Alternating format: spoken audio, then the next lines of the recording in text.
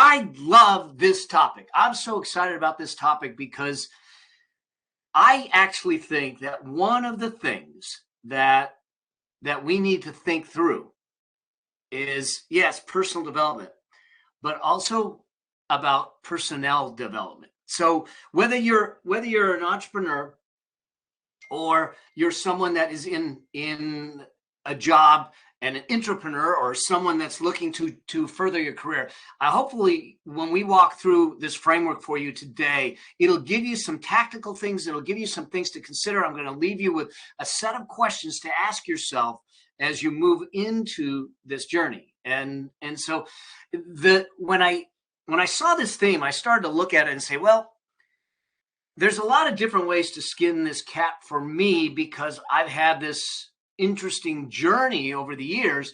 I actually started, believe it or not, in retail, selling clothes. Okay, well, and this is going way back to college. But at that level, I started as sales. Then I started as a manager, and then I went to a CPA firm. So I got out of retail because, a couple of holiday seasons during retail and forget it, you're out, it burns you. But all along, there's this place for me as an employee to figure out, how do I further my career? How do I do the best? How do I succeed? But then also, how do I couple that with making sure that the organization I'm working for succeeds? And I went to work for a CPA firm that was a very entrepreneurial CPA firm. It was a very pivotal point for me because he was leading me and developing me and giving me the tools and giving me the skills and challenging me to do the things that I think were important. And frankly, I don't think that I appreciated it enough until I looked back on what he did for me. And then went to one of the big firms in downtown Los Angeles. And I think there's some key points that will come out of this. And then I ended up going on my own. So I went from employee, building my practice, building my career. And we'll talk about some of the elements that allowed me to do that and get me on fast track to partnership. And then I put the kibosh on it, left and went to Japan. And then I came back and started a firm, and what it was like to now develop other people underneath me and what was important. And then today I run my own companies. I sit on boards of directors. In fact, one of the companies that I sit on a board of directors of was founded in 1888. So they've got a few years under their belt. I know you see gray hair. I haven't been there since 1888. But the fact is that one of the jobs as a board member and as a board is we're always looking at, how do we help our team, the people that work for us. And we've got over 200 people working for us now, and it's a $350 million company. How do we help them develop? Because we know that when we help them develop, we have success as a byproduct of their own development. And one of the things that drives me nuts sometimes, and you probably have seen me go off on this, when someone says I'm self-made. I think that no one is self-made. All of my success is on the shoulders of the people that boosted me up. They're at the people like Brendan. There's people around me, like my boss, that CPA I work for, that no one is self-made. And even if you are in a solo pursuit, you can't be self-made, because you got to sell to someone. Someone's buying your stuff. And I think, quite frankly, when we think that we do it all on our own, it's an insult to those that support us. And so I want us to look at what we're going to talk about today through the lens of first, how can I show up and help the people around me succeed better at work? Then the second lens I want you to look at is, how can I, as an individual, grow and succeed at work?